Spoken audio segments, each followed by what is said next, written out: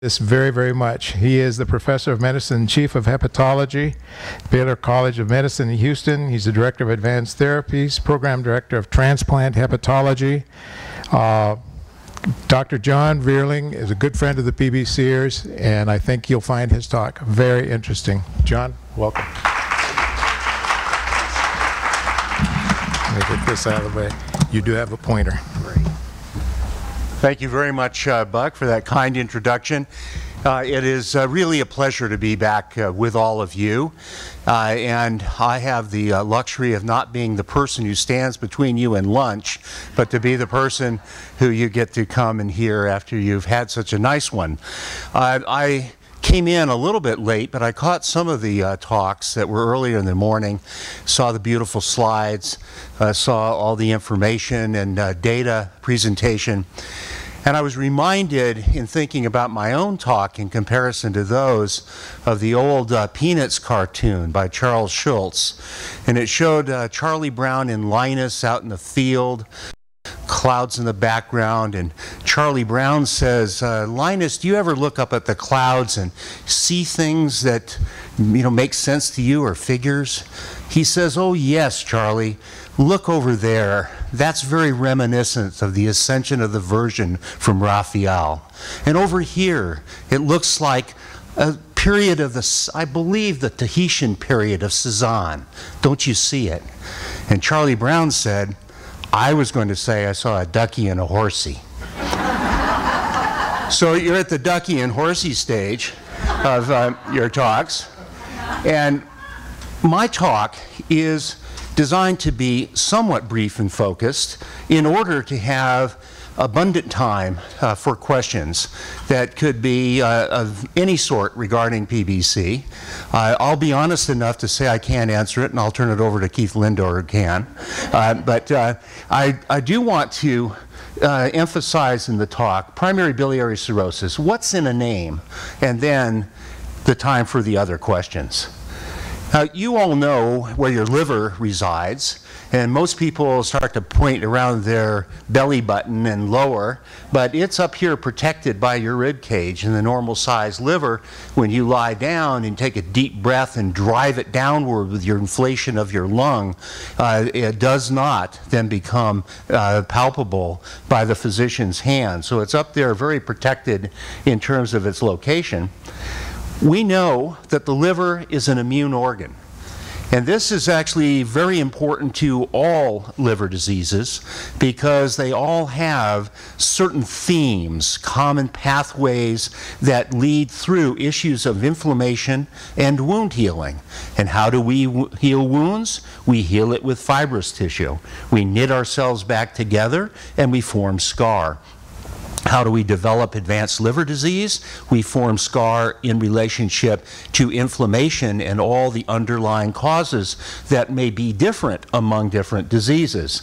And this just is to illustrate that the liver is involved in innate immunity and adaptive immunity, and both are involved in primary biliary cirrhosis. And this was the cover of our now third edition of a book on liver immunology that Eric Gershwin, myself, and Michael Mons had the pleasure of editing.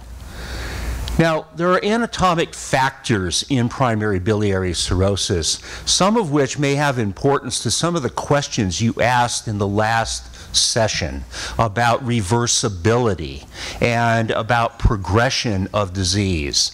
This is a disease that starts out and is focused on these sort of small to medium caliber bile ducts. And if we go into this liver, we know that this bile duct system, draining bile produced by hepatocytes outward down through the bile ducts into the collecting reservoir of the gallbladder, and then down ultimately into the first portion of the small bowel called the duodenum, with the stomach right up above it. Also entering that same duct is the pancreatic duct, delivering all your pancreatic enzymes that you need to digest your food. If we just go in and we look, we find that the bile duct is running along with the portal vein and the artery in this sort of sleeve sleeve of connective tissue. I like to think about it like a conduit. If you've got people, wiring your house, they're going to run those wires inside a conduit so that they can get them all not loose and hanging, but within this particular scaffolding. Well, we know that each bile duct is accompanied by a branch of the hepatic artery, starting with big branches out here, and then the hepatic artery is tapering as it goes out and out further, and so little tiny branches of the hepatic artery are accompanying that bile duct. And that relationship is extremely important to the bile duct and to the health of the bile duct, because each bile duct is surrounded by these peribiliary, meaning around the bile duct, elements from the hepatic artery that we call capillaries. And you see them here like a web, and they're coming from the artery, and they're giving a large amount of arterial blood to that bile duct. And that's what makes a bile duct happy. It likes to have all of that arterial blood, even though it gets perfused by blood coming from the portal vein, which is venous blood, just like you'll find in vein of your hand or your arm, except that venous blood is coming from all of the organs in your abdomen: the spleen, the stomach, the pancreas, the small intestine, the colon. All that blood comes back in a branching system accompanying the artery and bile duct in the portal vein before it goes back to the heart. Now, we also know that lymph, which is the non-cellular element, the fluid element of your blood, can get outside of blood vessels, and it can contribute to edema or swelling, but it's a normal thing that we're making all the time, and it comes back ultimately into our system and back into our blood system through different spaces. And in this particular case, what's interesting about it is that the lymph is made inside the liver, and it comes out and comes down channels that are around the bile duct. And it kind of means that anything that's getting into lymph out in the liver itself is going to come back and be able to bathe that bile duct. I think you're getting the picture that this isn't just an element. This is something that has a lot of communication going on with fluids and chemicals and arterial blood rich in oxygen, and all the venous blood that's rich in so many things, including all the nutrients and all of the exposures that we get in anything we ingest. You've been hearing about the xenobiotics, be it a drug or be it a chemical environmental exposure. This is one of the ways you get exposed to it. And it's one of the reasons that the liver, in a teleologic sense, seems to be at the portal of entry so that it can metabolize those things, be it a drug or a toxin. So primary biliary cirrhosis has been defined, as you're all well aware, of a chronic progressive and cholestatic autoimmune disease, and is characterized by several features. A lymphocytic destruction of the small to medium caliber intrahepatic ducts, what is called lymphocytic cholangitis, or as we'll see in a moment, was originally called chronic non-suppurative destructive cholangitis. Don't you just love the way that trips off the tongue? And you immediately see that that was really going to be susceptible to using something as easy as PBC to say rather than that. It can have and does have in its course a interface hepatitis, meaning that the inflammation ultimately with time will extend out into the liver cell area, and it can progress to what's called a biliary type cirrhosis. And it has these non-organ, non-species specific autoantibodies, which means if you have an antimitochondrial antibody in your serum as a human being, it will react against the inner membrane of a mitochondrion from anything you want to stain it against. Rat kidney, rat stomach, rabbit, whatever, it will react because we have those highly conserved antigens. Now, it occurs in adult women, and most often, right around age 40 or above, is when the diagnosis is made. But that's not when the disease starts. And I think you're already hearing from Eric over many years, and probably including today, I wasn't here at that time, about how exposures that trigger the immune system to start to make a reaction against itself may occur a decade before we really have any evidence from laboratory tests or any other evidence of disease. So it has a lag phase. It has the cholestatic pattern of liver tests, which is the alkaline phosphatase and the GGT. Now, the ALK phos was one of the questions in GGT, a question that was asked in the last session. And what's interesting about these enzymes is that they are not released from injured or dying cells. They are actually inserted into the membrane in the lining cells of the bile duct system, as well as the specialized membrane that forms bile at the junction between two healthy hepatocytes. And in that membrane, they are inserted. Now, GGT is in particular inducible, meaning its rate of insertion can go up. And the only way to get it out of the membrane is a normal cleavage process that's kind of like the wear and tear. It's hanging out there in the breeze, and it ends up falling apart. And we get it in our bloodstream, and you could actually assay it in bile itself if you wanted to. And then they insert some new material. So that's why the GGT, as Dr. Selmy told you, goes up in people that may chronically drink alcohol. They induce it. And so if it can be induced, it's not a great disease marker, right? It's one that might be fluctuating for any other reason.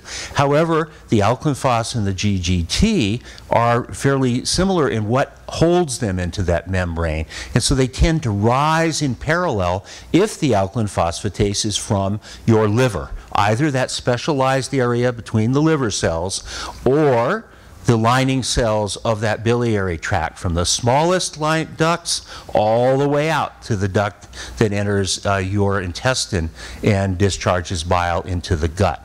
So all of those cells have the alkaline phosphatase. So we use alkaline phosphatase, and you have your physicians use it. Where they see a rise in alkaline phosphatase, they ask, is there a parallel rise in GGT? And the reason they're asking that is that alkaline phosphatase can also come from bone and from the lining cells of your gut, the enterocytes. And so if there's a ALK phos that goes up, but the GGT doesn't, now you're very interested in those other two. And when you have alkaline phosphatase elevations that might be meandering up and down or going up in an unexplained way, we have the tools to get a simple blood test and tell you how much of that enzyme in the total amount comes from the liver, comes from the gut, comes from the bone. So those are all tools. Now, if we look at the other diagnostic criteria, antimitochondrial antibody positivity has stood out. And as you've heard from Eric, 95 to 98%, depending upon how you manipulate the tests or the substrates, appear to be positive in the disease. There still is an AMA negative subgroup of patients that appear to have exactly the same disease in terms of natural history and in terms of responsiveness to therapy. Then comes this issue of a compatible liver histology, fancy word for what the liver biopsy looks like under the microscope to a pathologist. And then very importantly, the absence of the biliary tract being dilated on imaging, like an ultrasound or a CT or even an MRI, could show the ducts are dilated. Because in PBC, the ducts are not obstructed downstream, dilating behind an obstruction. No, they're normal caliber throughout. And this is one of those bases that your physicians touch before establishing a diagnosis. Well, you're well aware of how it is predominantly within women, and I think that this is still somewhat mysterious. We do have the fact that in all autoimmune diseases, there is a childhood component, any autoimmune disease, with possibly the exception of PBC. There are cases hither and yon that talk about this. There's one in the last 3 years in the entire literature that talks about what they think is a 12-year-old girl with PBC. There's a couple that have been sort of 13 or so. But in reality, to find this disease in children is really not heard of. and very much is a curiosity. It may have something to do with why we even have the female predilection, because what it would suggest is that there's something about puberty and there's something about female sex hormones that is important in the manifestation of the disease. Now, we know that it's got numbers associated with it. What it translates to in, I think, a real sense for all of you and all of us interested in therapy and developments of therapy is that the total number of estimated people with the disease, which may not be accurate, by the way, because remember all those people with preclinical disease that we don't have a test for, that we're not out in any way finding, but the total number appears to make it an orphan indication. Now that is good news and bad news. The good news is that for orphan indications, most of the therapeutic breakthroughs now occurring in medicine at large have been relatively small companies making attacks on orphan indication diseases.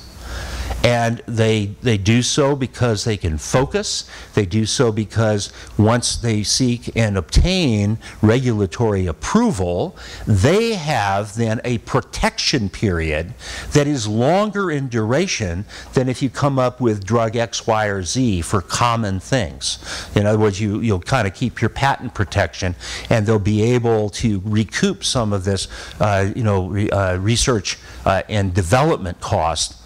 The bad news is that you'd like to have a disease that afflicted, hundreds of millions of people, because then you'd have every big pharma saying this is a potentially lucrative market for our R&D dollars. And we're kind of caught in that. This is the reality, but you do have many companies that I think are taking the steps necessary to attack these new targets. And Dr. Selmy told you that, Dr. Bolus told you that. I'm not going to re-emphasize it except to say it's the nature of the disease and the number of people that have restricted who's been involved in it. Now, there are 3 diagnostic criteria. The cholestatic pattern of the liver test, so that you know that that ALK phos is indeed coming from the liver and biliary tract, either through GGT or through a special test looking at where the ALK phos was produced, the AMA being positive, or this compatible liver biopsy. It's a definite diagnosis if you have all 3. It's a probable if you have 2 of the 3. It's unlikely if you have none, obviously, or if you have only 1. Now this gets to that issue of the AMA negative PBC group. It does exist. The best techniques applied have not determined that the AMA is detectable in the blood, the plasma, the serum. It is not detectable. But it appears to be the same disease. And that's the disease in which, by definition, number 2 would be absent. And when it's absent, you've got a marker for that, a replacement, if you will. And that tends to be anti-nuclear antibody, ANA, and or smooth muscle antibody. Both of these antibodies are nonspecific, and both can be seen in what is the most dominant form of autoimmune hepatitis, what is called type 1 autoimmune hepatitis. Type 2 has a different antibody, doesn't have ANA and SMA. So a point to be made there, when you have anti-mitochondrial antibody negative disease, it's the rule rather than the exception to have ANA, SMA, or both. It doesn't mean that if you have ANA and SMA that it will only occur in the AMA negative, because ANA and SMA can occur in near majority, somewhere in the 50 to 65% range usually, of people who are AMA positive. And many of you sitting there know that for a fact. What has to be always known in the clinical community is the presence of AMA, ANA, and or SMA does not mean by those tests that you have an overlap syndrome. that sometimes gets lost in the wash because people say, gee, that ANA and SMA, I think of autoimmune hepatitis, I see AMA, and maybe I'm dealing with two diseases. That, although overlap does occur, it's relatively rare, and it's not made, the diagnosis is not made on that basis. So we have those, and it turns out that some of the anti-nuclear antibodies, and this may have been covered by Dr. Gershwin, I just wasn't here early enough to see, are very specifically directed toward antigens in PBC patients. Not the antigens seen in patients with lupus, not the antigens seen in patients with type 1 autoimmune hepatitis. Very specifically antigens for PBC. And those now can be assayed for. The commercial tests are available for the doctor to take an ANA screening test that's positive and tell you exactly what's that reacting against, particularly if it's a question of AMA negative PBC.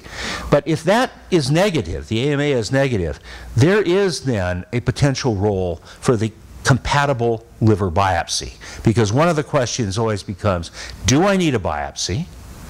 And if I need a biopsy, how often do I need a biopsy?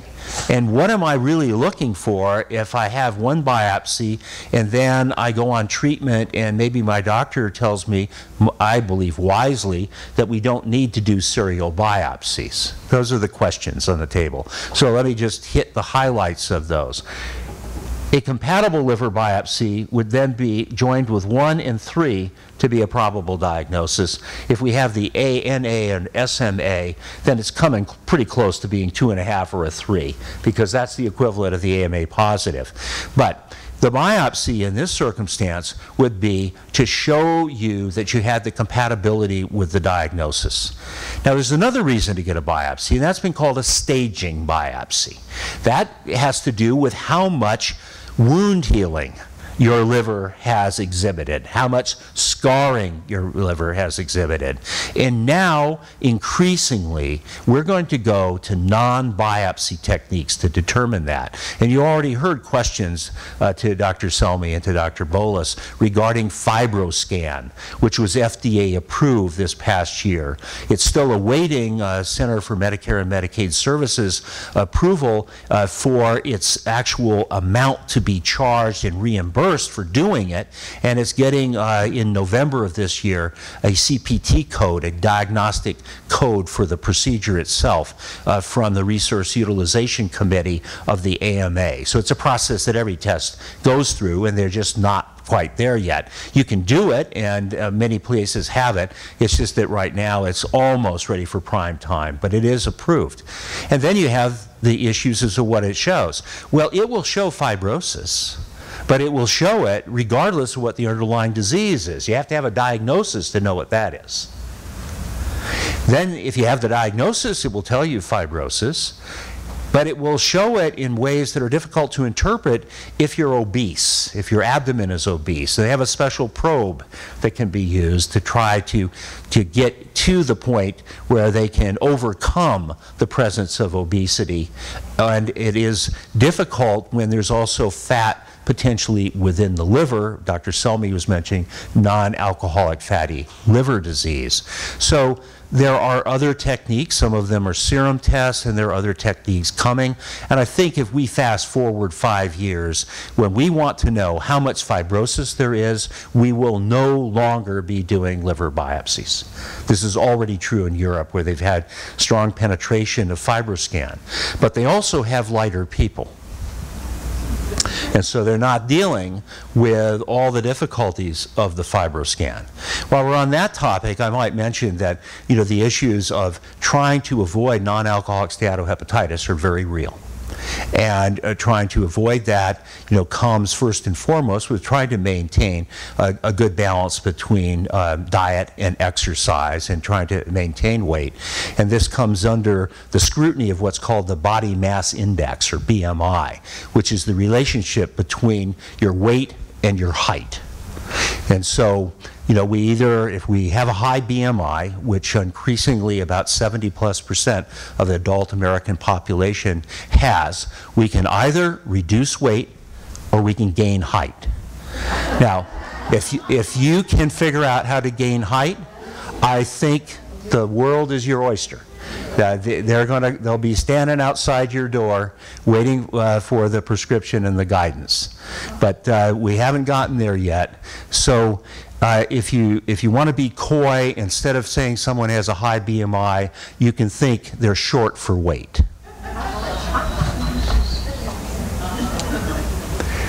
So what about the pathogenesis? How do the bile ducts get involved in this disease? What is going on? Well, Dr. Gershwin has, been educating us about this process since the 80s, and he and colleagues worldwide have indicated that the process that was originally seen back in the 60s is an attack of T lymphocytes, specialized form of cell shown here, that invade the lining and kill adjacent bile duct lining cells. A process that Perinetto and Hans Popper referred to as chronic, non-suppurative destructive cholangitis. And so this almost looks like a cable news station, but it's not.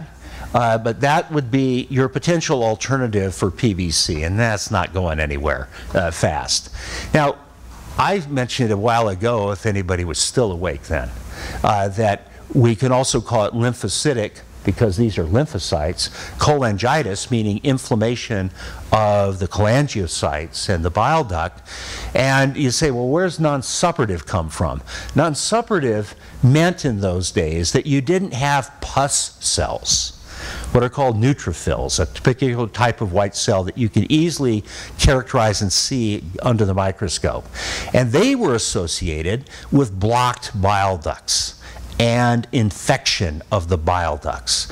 So it meant you didn't have this suppuration, this sort of pustulence, and that goes along. So think of having a boil, and if it ever ruptures, all that white stuff, what we call pus, those are all those neutrophils. That's what it meant. So it was non-neutrophil. Well, what's non-neutrophil? It's lymphocytes. So they could have called this lymphocytic cholangitis and been a little bit farther down the road, but that's not what they did in 1965. And then found out that this process of chronic non-suppurative destructive cholangitis is not just seen in primary biliary cirrhosis, AMA positive or AMA negative, both have the same pathology, but it's also seen when you reject a liver that's been transplanted. It's also seen when you give someone a graft of bone marrow stem cells and it takes over in the host, and then because that graft population sees the host as foreign, it attacks skin, bile ducts, and gut lining cells preferentially. The whole body's foreign to it, but those are the three major targets in what's called chronic graft versus host disease. So we know these are immunologic diseases. They've been created by man's advances of being able to transplant an organ from an unrelated individual, in this case a liver, or bone marrow transplant from unrelated individuals with certain degrees of matching, and you get the same pathology.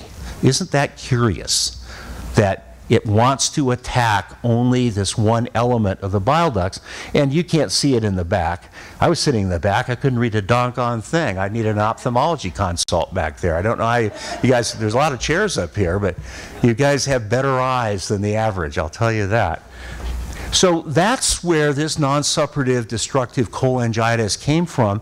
And remember, it's attacking the lining cells of these small to medium caliber bile ducts, and it's destroying the duct. Destroying the duct. Now, why is that important? Because that duct is the small ductular access point for all that bile being produced in the liver cells, right? It's got to run down those ducts into the bigger ducts, all the way out, and ultimately get to your intestine. If it can't get there, if it's obstructed, what happens to the liver cells? It's backed up plumbing. What happens if you back up the plumbing on the first floor of your house on the second floor? Backed up too, right? So anything that's upstream is compromised. And that's what is shown here when they looked at the Mayo Clinic a number of years ago. These come from Raleigh Dixon.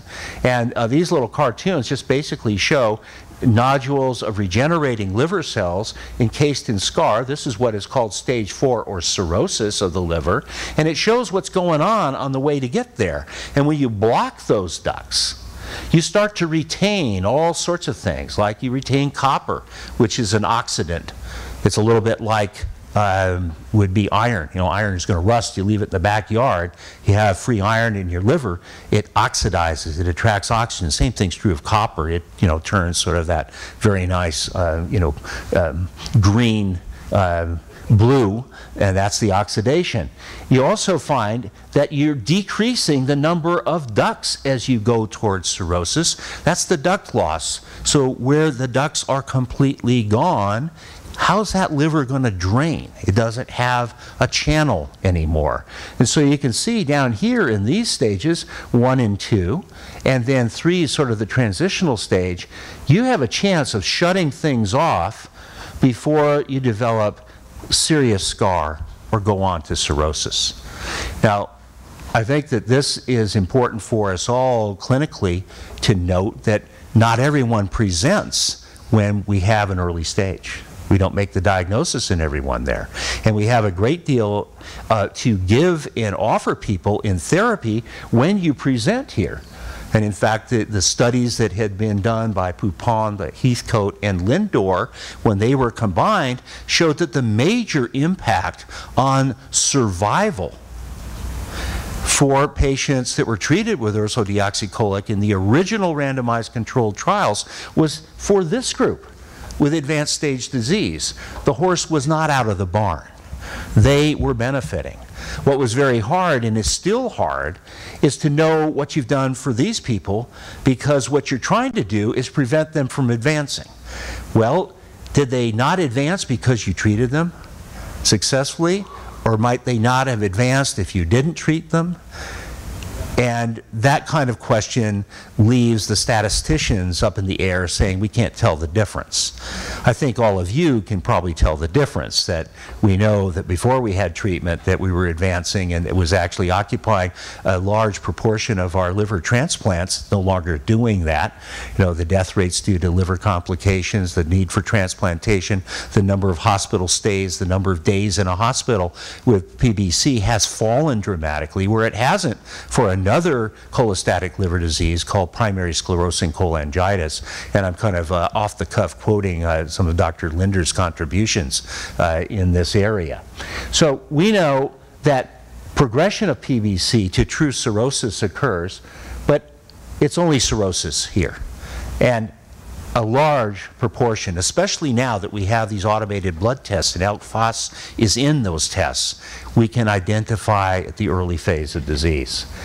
Now, where did the term primary biliary cirrhosis come from then? Well, it actually came from people that had a biliary cirrhosis, and you'll notice this sort of, discolored liver is the retention of all that bile and cholestasis. It's a color change.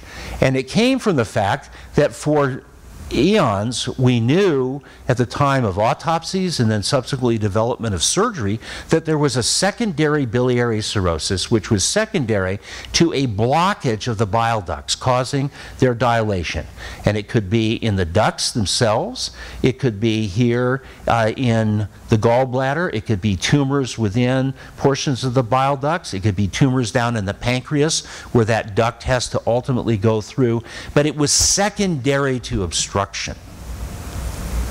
Now, when they found patients initially with what came to be known as primary biliary cirrhosis, they did operations, they didn't find any obstruction. They found the biliary cirrhosis, and they found the ducts were of normal caliber.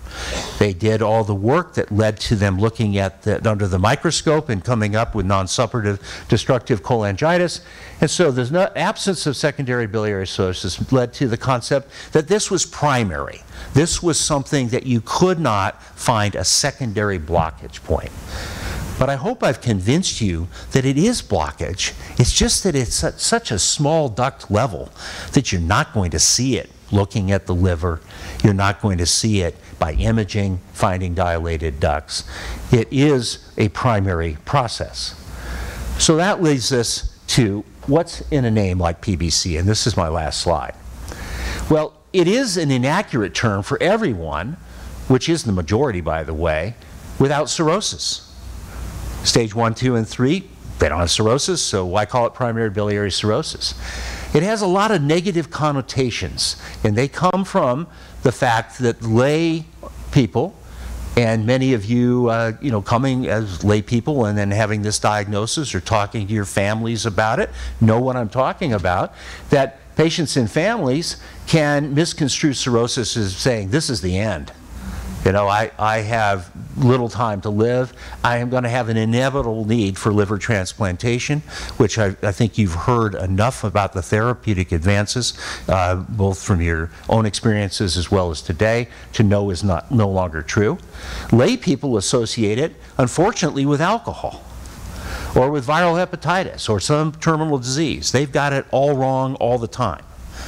And it really is therefore very difficult for someone to speak to friends or acquaintances, because you're a little wary of where we're going to be if you use that term cirrhosis. And then even potential research donors, having worked for many years as the chair of the American Liver Foundation, in approaching them, they thought that maybe we ought to invest or use their money to invest to prevent cirrhosis. And why would we want to invest in a disease like primary biliary cirrhosis that already had what they thought was the end stage of a disease? And of course, it's wrong. You know that. Well, it really is time for a global change. And you're going to hear from Robert Mitchell Thorne a little bit later about this from the standpoint of the PBC Foundation. Don't want to steal too much thunder because he has got a very nice talk about this. But there's an emerging worldwide consensus and support. There's little support for the status quo of saying, let's just keep calling it primary biliary cirrhosis. But most importantly, we have these international codings for disease going to its 10th international edition, and this has been held up. It was supposed to actually have been implemented, but it's going to be held up until October 2015. So we have kind of a one-time only shot at getting into those codes a change of nomenclature in disease, because it will replace the ICD-9 categories. What should the new name accomplish? Well, it should remove the word cirrhosis. That's our target that is offensive and gives false implications. And we should retain the abbreviation PBC, because even in these codes, they're likely to have PBC. They have it in the ICD-9, for example. It's not spelled out. You can just type in PBC and it will be coded for demographic and billing purposes. What are the choices? Well, primary biliary cholangitis and primary biliary cholestasis have been proposed.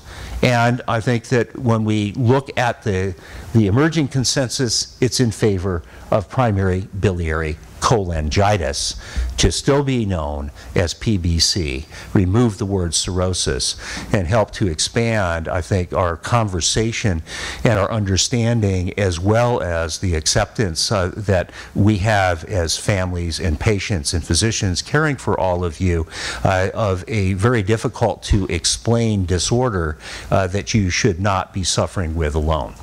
I'm going to end my remarks here and entertain your questions. Anything is fair game, because that was the design for this talk.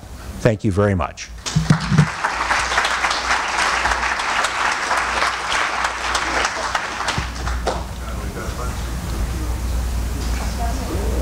We've got one that's specifically got your name on.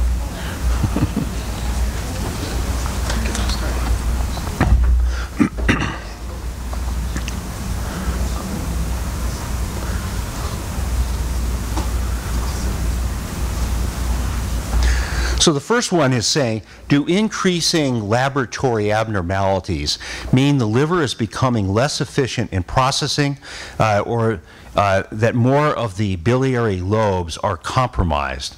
Also, since the liver can regenerate, can the fibrotic lobes be improved, or are they just permanently damaged? Great question. Let me take it in take the first part first. When we have increasing alkaline phosphatase numbers and/or AST or ALT, we have evidence of activity of the disease. They do not tell you about function. Function of the liver is something that we have increasing ability to test, but it's not ready for prime time in the clinical arena. However, we have the prothrombin time, INR, which measures the blood clotting time, which in self measures the 4 blood clotting factors necessary to clot the blood, all of which are made only by the liver. That's a liver function test. We also have albumin, and albumin levels are in part nutritional, but if you have adequate nutrition and are not losing albumin through the urine or through your gut, then that level is also reflecting your liver function because it's made only by your liver cells. Finally, we have bilirubin, and bilirubin as a function is a very, very tough one to sort out. But it must be taken up as the breakdown product of your hemoglobin and your myoglobin, and that molecule, hemoglobin and myoglobin, they open up and become a bilirubin molecule, have to be taken up by the liver, they have to be processed to be made water soluble, and they have to be actively transported out in bile as a waste product on its way to your intestine. So bilirubin elevations are telling you about a complex function of uptake, processing, and transport, any one of which can lead to an elevation in bilirubin. Those are your better functional tests. Now, the idea that we have these regenerating nodules in a cirrhotic liver, they are regenerating in response to all that has compromised their function. But they are not fully functional cells, despite the fact they've increased themselves in number. But their function can be improved when you eliminate, if at all possible, inflammation and the products of inflammation called cytokines and chemokines. We know that from such diseases as Wilson disease, a copper metabolic disease, in which very, very sick people with flagrant complications of cirrhosis, if copper is removed, may return to a completely quiescent state with normal liver function, although they still have cirrhosis. The same thing has been observed in hepatitis B. With 5 to 8 years of therapy, one sees that prior cirrhosis becomes more quiescent. And in some of the serial biopsies, it looks like the fibrous tissue of the cirrhotic liver is starting to be destroyed by the natural enzymes in the liver that can destroy collagen, the substance of scar. We know that those things can happen. How they may happen in primary biliary cirrhosis has a little bit more to do with whether or not there is access for those liver cells of discharging bile.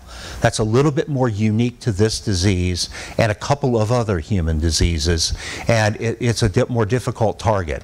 But I would say that unequivocally, if we could reduce inflammation and the products of inflammation in the liver, that the liver would have a much higher level of function with or without, regardless of whether or not a person had no fibrosis, or cirrhosis. How can liver disease reverse? Can a damaged bile duct become whole again? It is unlikely in the way we think about this disease and have looked at livers that have been removed at transplantation very carefully, doing sections through all of these areas where bile ducts had been destroyed, to see evidence that they are regenerating a new duct during therapy. One would hope that that might be possible, and in theory it might be, because when those ducts are blocked, actually it generates a whole host of small ductules, little tangles of ducts that we can see under the microscope. So the body is trying to regenerate things. It's generating these tubes, but that big tube called the interlobular bile duct, the one that's in that scaffolding I was showing you, to date we have not been able to determine a way to get that to regrow or to open if it's been obliterated. How does the removal of the gallbladder affect digestion in PBC patients? Well, the gallbladder, like your appendix, is not necessary for your health or function. And the gallbladder as a reservoir has the ability to discharge after a fast when it is accumulating bile, say overnight in a typical night day kind of cycle. And when you have your breakfast, you break your fast, you will stimulate hormonally the contraction of that gallbladder and the discharge of all the bile, and that includes those waste products that are in bile, but it's most importantly that it has all of the necessary bile acids for you to digest fats within that particular meal. However, if you don't have the gallbladder, you have adequate concentrations of all of those things coming downstream if you have the ability to get the bile acids from the liver cells down the pike through those ducts. In some patients that have a more advanced biliary cirrhosis, be it due to primary biliary cirrhosis, or be it due to sclerosing cholangitis, or be it due to some other disease of the bile ducts, those bile acids may not be in sufficient quantity. In PBC, they tend to be. But they can fall to lesser quantities, at which time a person might develop the inability to assimilate all the fat in the diet. That is called steato, Greek for fat, rhea, come moving through your intestine like diarrhea, steatorrhea. And that's, I think Dr. Selmy had just mentioned that. But that can be dealt with from a clinical standpoint.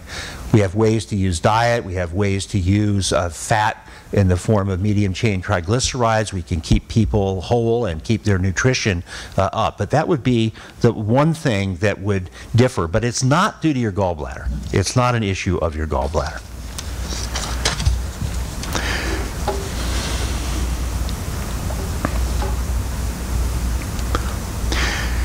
If a patient had an initial biopsy 10 plus years ago, stage 1 to 2, and has now been told they are stage 3 to 4, how important is staging if URSO is the same treatment and the MELD score is very low? Patient's blood work has responded to URSO treatment. Well, that is, it's a very specific question, obviously, and God lives in the details. And so the details of a specific question may have some things very much to be discovered about the particular person we have. Number one, we have to acknowledge that having a long-standing disease and a biopsy 10 years ago that didn't show cirrhosis does not mean that anything else has been prevented from occurring in the liver. Non-alcoholic steatohepatitis is the big one that we see. We think there are 21 million Americans with non-alcoholic steatohepatitis by the most recent of the estimates.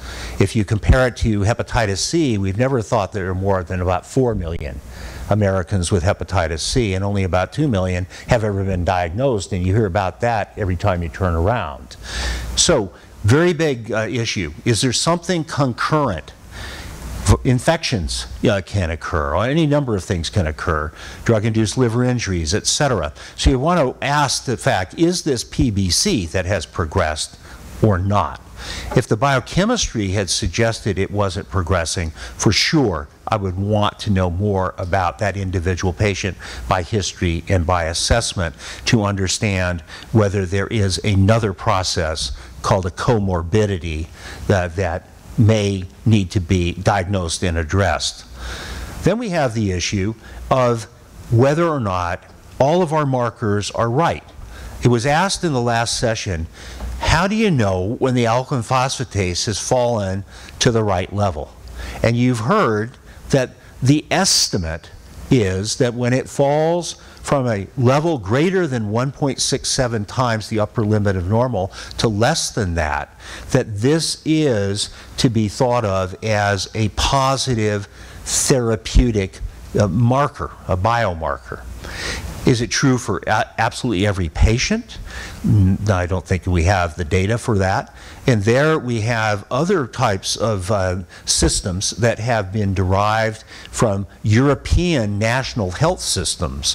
One in Spain, one in France, one in the Netherlands, In particular, those have been studied in large populations and have reached a certain point of validation, and one could then compare more than just the alkaline phosphatase and answer that question for an individual person of whether they might have been at risk for progression. And then we have the issue, okay, well, do we have anything else other than URSO? Well, you've actually heard that talk earlier, and what we have right now is imperfection in terms of evidence, compelling evidence that any specific thing works. What's been in the literature way too long, in most people's estimates, as pilot trial after pilot trial, are the use of fenofibrates and benzofibrate, and also has been the use of budesonide. We're just starting to tease out a little bit more of the molecular mechanisms of both of those that might actually be good in PBC to be added to URSO. But you noticed in the slide that Chris Bolas showed you, there are phase 3 trials now ongoing in those. You know of the phase 3 trial of obeticholic acid, and you'll hear more about that upcoming. You've heard a lot already. There's the other trial, which is also a nuclear receptor agonist that's coming from the MGN compound, now in a sort of a phase 1B, 2A trial. So things are coming. But what's out there right now are the fenofibrates and budesonide, but not to just sort of be cavalierly taken. There needs to be the right person and with the right kind of input from the physician. But first and foremost, make sure nothing else is going on in the long term. Then it also has to do with how do we know it was 3 and 4? 3 and 4's gold standard is a biopsy. If you've not had a biopsy, then the question is, how was that ascertained and how accurate is the ascertainment? And getting back to the variation that you might find in FibroScan or a FibroSure test, which is a serum blood test. I don't like the serum blood test that much, by the way, the FibroSure in particular, in inflammatory diseases like PBC, like autoimmune hepatitis, because the inflammatory markers give you very high grades of inflammation, and I think that they are contributing in some way in terms of the way in which we characterize the scarring.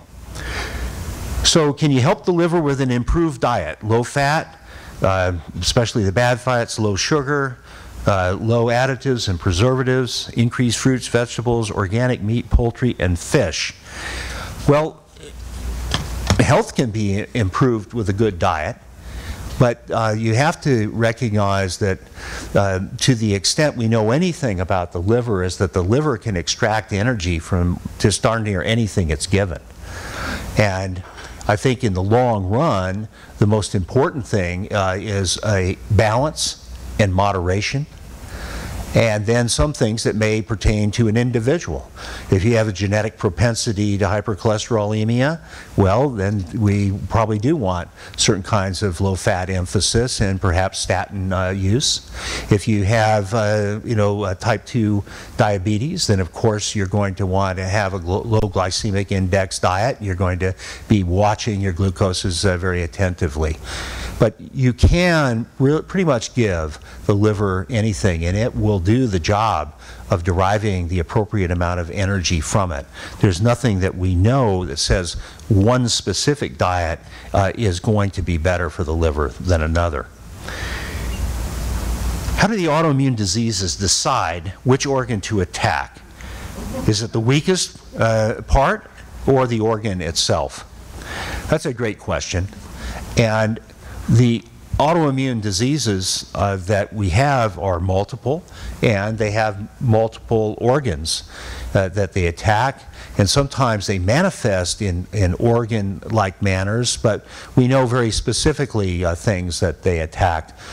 So there's sort of a it's like an onion. We can come down one layer and there's another layer beneath it, and in any given disease we can look. The idea that you're asking, I believe, is there a unifying theory or unifying mechanism that for all autoimmune diseases? And I think that that is still elusive. where it tends to go is almost everyone speaking about autoimmunity says that we lose the ability to recognize self, be that a molecule or be that a tissue. We lose the ability to recognize self as self, and we start to react against it as foreign. But that's a little cavalier. That's, you know, how does one prove that? In modern senses, they have been able to prove some of that by showing that the cells that keep us from reacting against ourselves are deficient in their activity against those very specific substances called antigens. So we have some techniques that have said, yes, in certain instances, that's right. So it really has to do with what you react against and where that something is. So we know that the PDC-E2, to which the antimitochondrial antibody, the B cell receptors, as well as the T cell receptors, all congregate to these epitopes of so-called autoantigen epitopes. We know those can be expressed in the inner membrane of mitochondria. So why is it just the bile ducts? Every cell needs energy. It has mitochondria. So it would be, why isn't every organ in your body that has a mitochondrion being attacked? We don't know things like that. We believe that it has to do with those cells because of the way they actually handle that antigen as it's being turned over. That's one of the new things in the literature. It would suggest this is why it's there rather than in your kidney or in your lung or in your heart or any other organ that has mitochondria. But we don't know. And I think it would be imperfect to leave out that Rolf Zinkernagel won the Nobel Prize along with his colleague Doherty.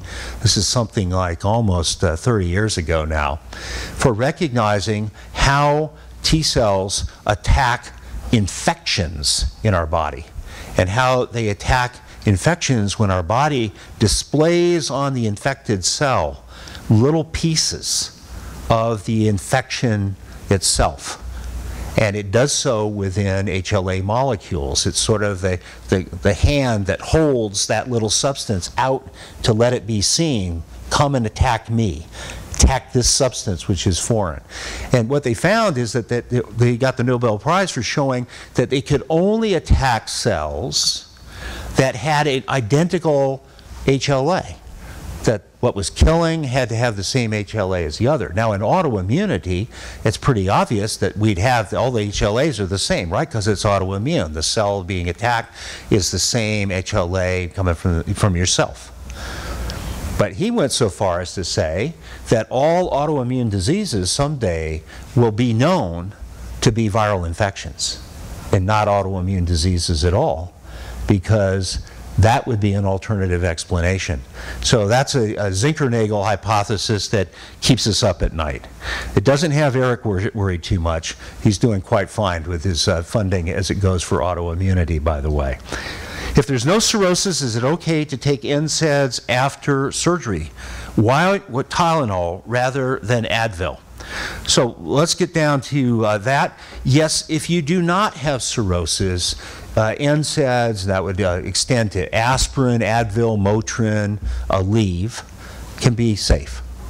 When you have cirrhosis, cirrhosis is a process, not an endpoint, right? We've talked about that. When you have cirrhosis, you would have, say, a very low MELD score. A child-Chicotte-Pugh score would be low, a child A class. And if the liver then deteriorates, regardless of the disease state, where the functional cells are whittled away and replaced by non-functional scar, we can have that advance. And when it advances, the MELD score goes up, the child-Chicotte-Pugh score goes up, the child-Pugh class goes up. This is how we know the difference between people who have cirrhosis. So it is a process, it's not an endpoint. And obviously every physician's goal for a person with cirrhosis is to lock that process so it doesn't advance. And that's what actually was shown to be occurring over about a 48-month cycle in those original trials, where the real benefit in survival came to the people that had cirrhosis that were treated with ursodeoxycholic acid in PBC. So with that in mind, when you have the early cirrhosis, you can actually take a whole host of things. But when you have a little bit more advanced, or you don't know where it might be on the spectrum, you have to be careful of the NSAIDs because they do three bad things. First, any of them, aspirin included, will irritate the lining of your stomach. And your stomach is one of the areas that discharges its blood back into that portal vein. Well, that portal vein is not able to flow freely into a liver that's obstructed with scar and nodularity. And so the pressure rises in that portal vein called portal hypertension. It congests the lining of your stomach, and you do not want to erode that or cause an ulcer with these drugs. Number two, it causes your platelets, which are the elements in your blood that stick together and form a plug at a cut or injured surface. It causes them not to stick well together. And you all know that. People can take a baby aspirin, prophylaxing that happening in the coronary arteries, but if you take NSAIDs or you take full dose aspirins, it does it to a higher degree. And so it puts you at risk of bleeding because with cirrhosis comes an enlargement of the spleen. The enlargement of the spleen acts as a better filter. It tends to reduce cell counts. In particular, it reduces platelet number. And so you don't want too few platelets that don't stick together. That's not a good thing if you might have trauma or need to aggregate those and form a plug. And then finally, in more advanced disease, it causes a problem in the kidney. And so the Advil can inhibit what are called prostaglandins. It can actually put people with advanced cirrhosis into kidney failure, just taking the drug. So those are three good reasons not to take it. If you don't have cirrhosis, none of those reasons are actually pertinent to you, then it's more a personal selection. So why acetaminophen? Tylenol is a brand name, and if you buy Tylenol, you're paying too much. It's the non-aspirin pain reliever. Just get it for whatever your local pharmacy chain does. It's acetaminophen. Acetaminophen doesn't harm the lining of your stomach, doesn't cause your platelets not to stick together, doesn't cause renal failure, but if you were to take excessive doses, it can cause liver injury. So it's right there in a big warning box on the label. But, you know, don't take the excessive doses. It's actually safest of everything I've just mentioned to you when you have cirrhosis. So getting down just a few more minutes. Is it safe to take statins for cholesterol if you have PBC? The answer to that is yes. In February, it's now 2.5 years ago, the FDA removed all wording regarding the prohibition of taking statins in people that had liver disease or had abnormal liver tests. And they went so far as to change their guidance that for people that were manufacturing statins or putting their package inserts together, that they no longer had to test patients before they went on statins, and they didn't test them while they're on statins, because statins do not cause liver failure. Now, you all hear the commercials, I hear them too, not for people with liver disease or people who are pregnant or may become pregnant. I think that's an exact quote. Tells you, how badly I spend my time, but anyway. That's an exact quote. And that's the liability lawyers that haven't caught up speaking. So a statin isn't for everyone with PBC because you know that total cholesterol can go up in a benign manner due to some changes in lipoproteins that have nothing to do with risk of heart attacks or atherosclerosis. And those are the people that have a high total, and they have a very high, sometimes higher than the normal range, HDL, high density lipoprotein, your so-called good cholesterol. It's the LDL that counts. If your LDL is elevated and puts you at a cardiovascular risk, and in consultation with your physician and taking stock of your cardiovascular risk factors, a statin may be appropriate. But it probably should also be appropriate to not be eating the 32-ounce Steakman's Rancher Special, to do the right thing for the diet. But it is safe, and we actually use too little of these good drugs for their indications in patients with liver disease. Diet.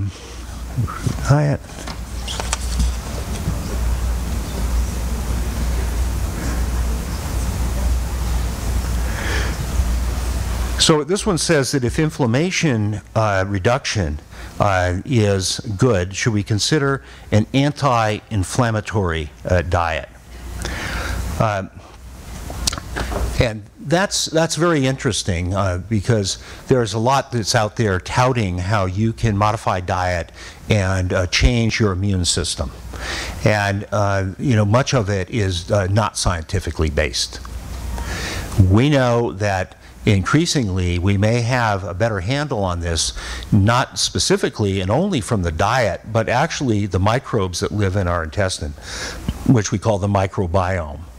Now, the average person here in the audience has approximately 380 to 400 million cells in your body. Your same body contains between 700 and 800 bacteria, fungi, and maybe through commensal viruses thrown in for good mix, so we don't know. And of those, we can't, through microbiology techniques, culture more than about 20–25% of them. They're there. So it's led to a lot of philosophical argument. Are we, as human beings, really a vehicle and environment for bacteria, or are we as human beings, using bacteria for ourselves because they outnumber us about 2 to 1? And that microbiome, carries a lot of weight, and you'll be hearing more and more about this in inflammatory diseases throughout the body, and in particular diseases where the products from all those bacteria and their regulation are coming directly up to the liver through that portal vein. First stop from every part of your gut is the liver, small intestine, colon, stomach. And that gives us pause, and we already know that there are certain exciting things that have been seen in animals. So you can take obese mice, sterilize their guts, give them the bacteria from lean mice, and the obese mice will become lean. If you do the opposite, the lean mice become obese. And you gave them access to the same diet. So there's great things afoot here, and I'd have to say that until further notice, I would be unable to tell you what kind of diet you ought to eat, because I don't know what kind of microbiome you may have. And then lastly, will it still be accurate for stage 4 PBC if we call this primary biliary cholangitis? Well, I think it would be accurate in the sense that all other major liver diseases have stages of fibrosis that include this final common pathway of cirrhosis. So we have chronic hepatitis C, and that has a stage 4 for some people. We have autoimmune hepatitis, it has a stage 4. We have hemochromatosis, we have Wilson's disease, we have alpha-1 antitrypsin, we have non-alcoholic steatohepatitis. We have all these disease names, none of which attaches the word cirrhosis. So I think the accuracy comes in the clinical and biochemical and either histological or non-invasive techniques of staging the disease ultimately. And as we move forward, this particular name change, I think, will help achieve the goals that are outlined before, and help open up, I think, needed conversations, and to stop people from being more isolated than they should be when they have a disease that ends in the word cirrhosis. Thank you very much for your attention.